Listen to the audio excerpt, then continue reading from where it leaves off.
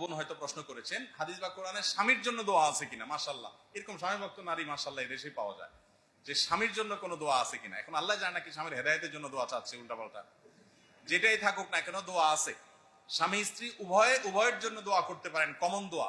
সূরা ফুরকান আয়াত নম্বর 74, সূরা ফুরকান আয়াত নম্বর 74, রব্বানা হাবলানা মিন আজওয়াজিনা ওয়া যুররিয়াতিনা কুররাতা আয়ুন ওয়াজআলনা লিল মুত্তাকিনা ইমামা।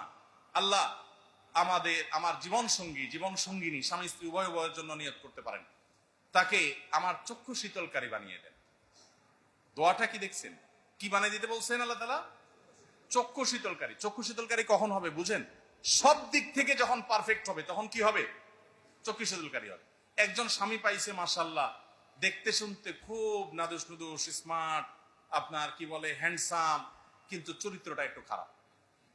চক্ষু শীতলকারী হবে, নয়ন জুড়াবে। আবার দেখা গেল চরিত্রও ভালো, হ্যান্ডসামও আছে, মাগার বেচারা বেকার, কোনো কাজ করতে পারে না, সারাদিন শুয়ে থাকে। কি বলে, নয়ন জোড়ানো হবে সে? সব ঠিক আছে, তার একটা বড় রোগ আছে, এটার কোনো ট্রিটমেন্ট নাই, রোগে সে ভুগতেছে। স্ত্রীর জন্য এটা নয়ন জোড়ানো হবে?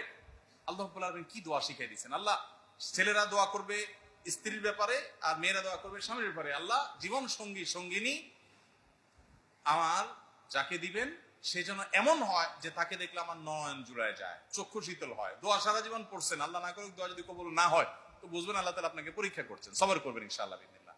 আমার ছাত্র জীবন থেকে যখন এই আয়াতের সাথে পরিচিত হয়েছি তখন থেকে আমার মনে পড়ে যে কোনো দিন এই দোয়া পড়া বাদ রাখতাম না, কন্টিনিউয়াসলি পড়তে থাকছি। আলহামদুলিল্লাহ দোয়ার ফলও পাইছি, আল্লাহ শুকর।